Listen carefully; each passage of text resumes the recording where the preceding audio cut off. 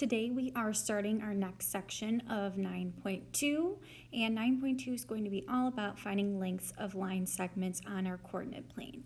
So you should have a blank copy of the notes page with you so that as you're watching the video, you can pause and follow along and fill out our notes as we go. Okay? So within section 9.2 are lesson objectives. By the end of our practice here today, and as we continue on with this section, you'll be able to find lengths of horizontal and vertical line segments on the coordinate plane, as well as solve real-world problems involving coordinates and a coordinate plane. Okay, we have a couple of vocabulary words this section. They are listed in the vocabulary document that's posted on Schoology as well as included in our Quizlet, so please make sure you are reviewing that as we go so that when we approach problems and when we see these words in our problems, we have understanding of what the words mean. Okay, so we're looking at line segment, perimeter, and area as our three vocabulary words for this section. We're going to take a look at our first learning objective here, which is to find the lengths of line segments on the X and Y axis. So when we have line segments that fall on our X and our Y axis, we're trying to figure out how many units each of those line segments are. So our directions say find the lengths of the line segments AB, CD, EF, and GH. So let's start with AB. So I'm going to write off to the side AB, and I'm going to identify AB, which is right here. Okay, so a way to be able to find the length of our line segments would be to use jumps, or to count how many spaces it is from point A to point B. So if I start at point A, I'm going to count 1, 2, 3, 4, 5, 6. So the length of AB is 6 units. I'm going to say units because they haven't given me any specific type of unit here. They haven't told me that each box represents inches, feet, meters, anything like that. So I'm going to use the word units in my answer. So make sure we have that and we get into the habit of using that. Okay, let's find CD. I'm going to pick a different color for CD. CD is right here. So again, I'm going to use my strategy of counting the space or the jumps from one point to the next point. 1, 2, 3, 4. So length of CD is 4 units.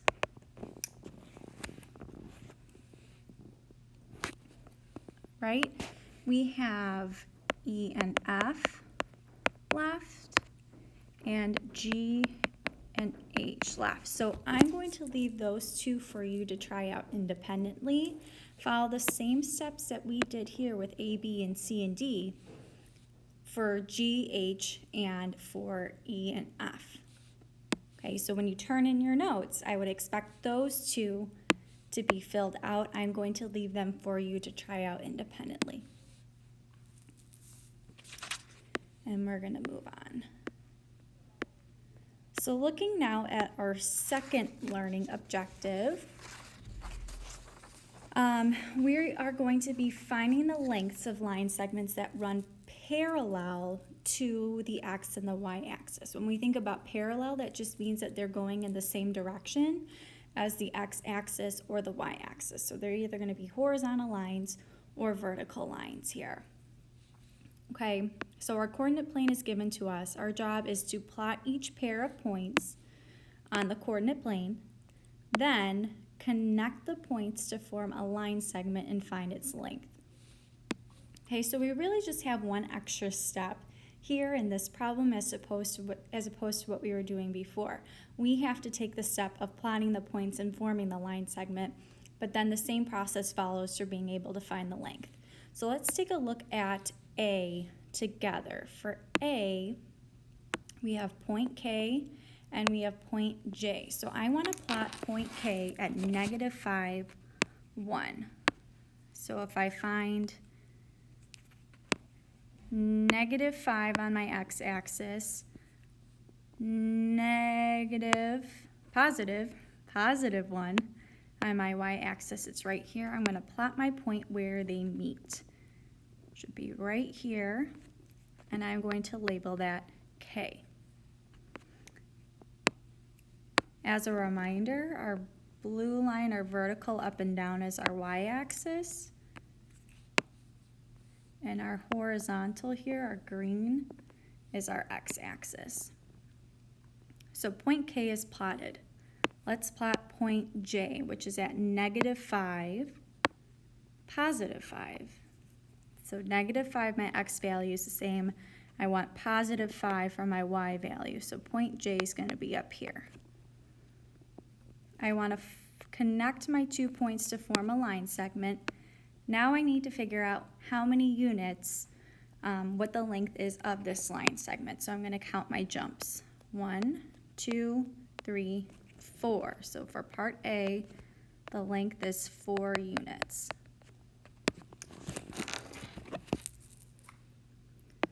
So as we can see, there's just that extra step with these types of problems where you have to plot your points first before you're able to find your length of the line segment.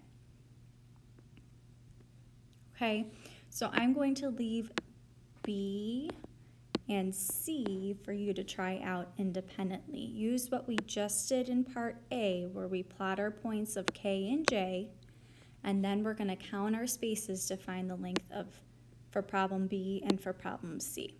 So when you submit your notes, B and C should also be completed with your points plotted here and the lengths shown for each of them.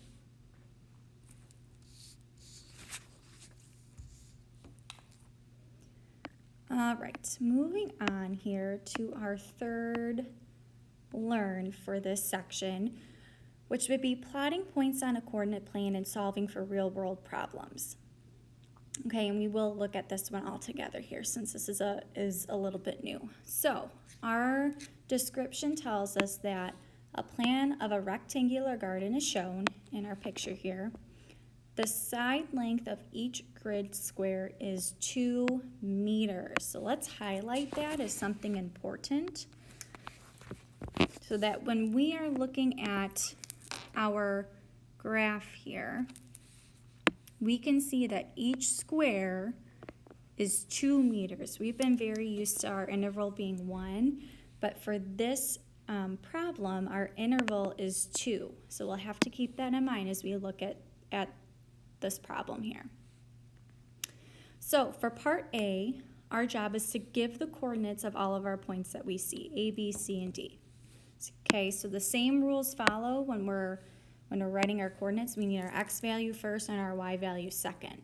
So for point A is up here, my x value is 2, my y value is 12, so my coordinate would be 2, 12. And I'm making sure that I include parentheses on either side of my coordinate. Point B is down here at x value 2, y value 2. So my coordinates for point B are 2, 2. Point C, my x value is 18, my y value is 2, so I'm at 18, 2. And point D, I'm at 18, 12. So 18, 12. And now those are my coordinates for all the points that we see here in the picture.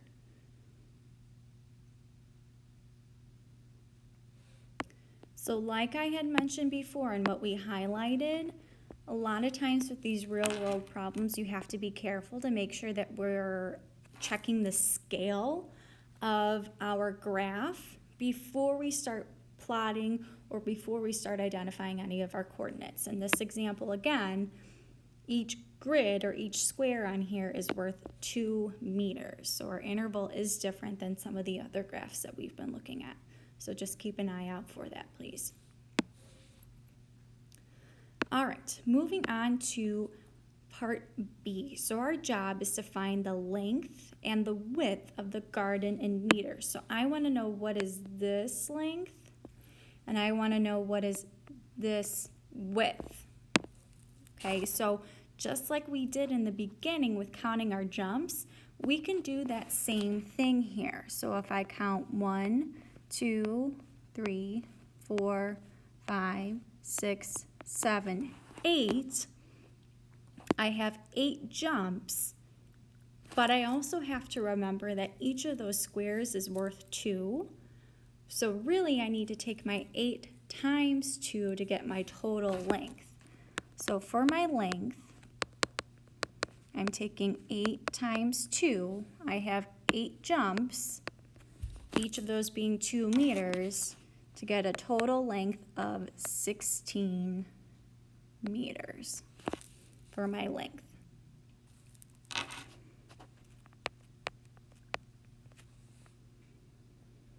Let's find our width. So that's going to be going along the side. We're going to use the same process, the same strategy. I want to count my jumps. 1, 2, 3, 4, 5. But each jump is 2 meters, so I need to take 5 times 2 to get a total width of 10 meters. I'm going to label that up here.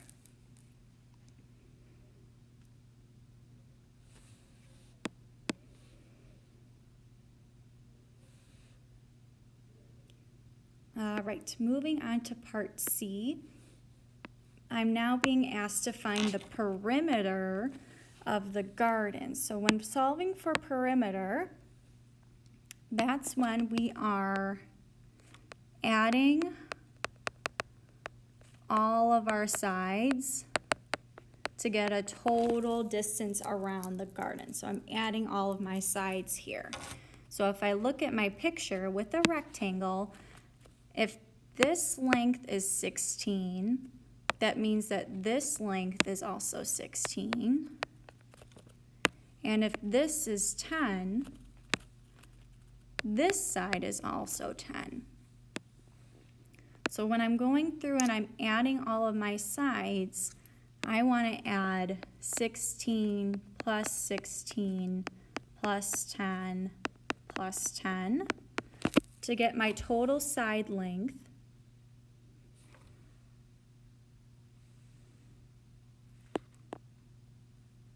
of 52 meters. So when you see perimeter, I would expect you to be showing your work this way to get your final answer. Please do not just write the answer. By now we should know expectations of showing our work, so I need to see that you're showing me you're adding all of your sides together.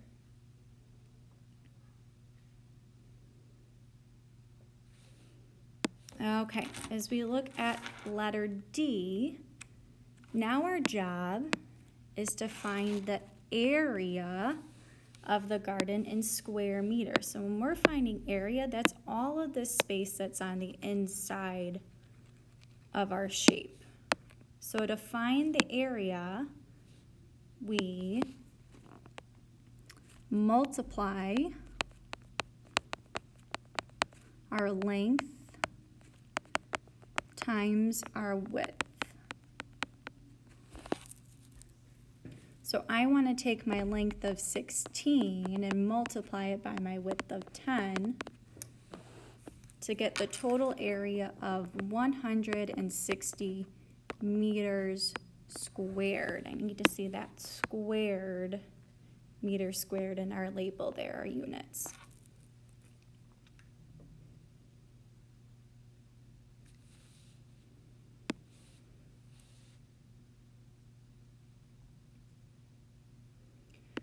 All right, so looking at our last problem here, it tells us that there is a tomato plant at point E in the garden at a distance of 12 meters from AB and 4 meters from AD. Our job is to give the coordinates of point E and plot it on our coordinate plane. So let's go back and figure out what information we know. There's going to be this point E. its distance is 12 meters from AB and 4 meters from AD. So let's look at our coordinate plane, our graph up here. So 12 meters from AB. So that means that it's going to be, we're going to have to find our point E, 12 meters in this direction from AB. So if I know that each of these spaces is 2, think about how many jumps do I need to make to get to 12 meters. If this is 2, this is 2, this is 2, 2, 2, each of these are 2. I'm going to have to move 6 times in order to get my distance of 12 meters. So starting at AB, I'm moving 12 meters in this direction. So 2, 4, 6, 8, 10, 12. So my X value is going to be 14. I want to figure out now my Y value to identify my coordinate. For my Y value, it tells me that this point E is 4 meters from AD. So that means I need to move 4 meters in this direction to find my Y value. So if I start here at AD, it's at 12, I'm moving 2, 4 meters to get to 8. So my coordinate for point E is going to be 14, 8. And let's plot that on our graph. 14, 8 is right here, and that is point E. So I'm going to go back down to the bottom and write my coordinate for point E to be 14,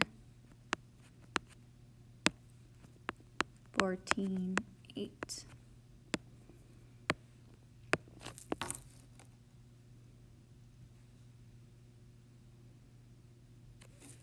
Okay, so it's all right if at this point we still need some more practice with this last problem. This is just our first exposure to problems like this. We'll do a lot more practice in class. So please make sure that you have this completely filled out, even with those problems that I asked you to try out independently from your notes. Submit it to Schoology and then come to class ready with questions and ready to practice.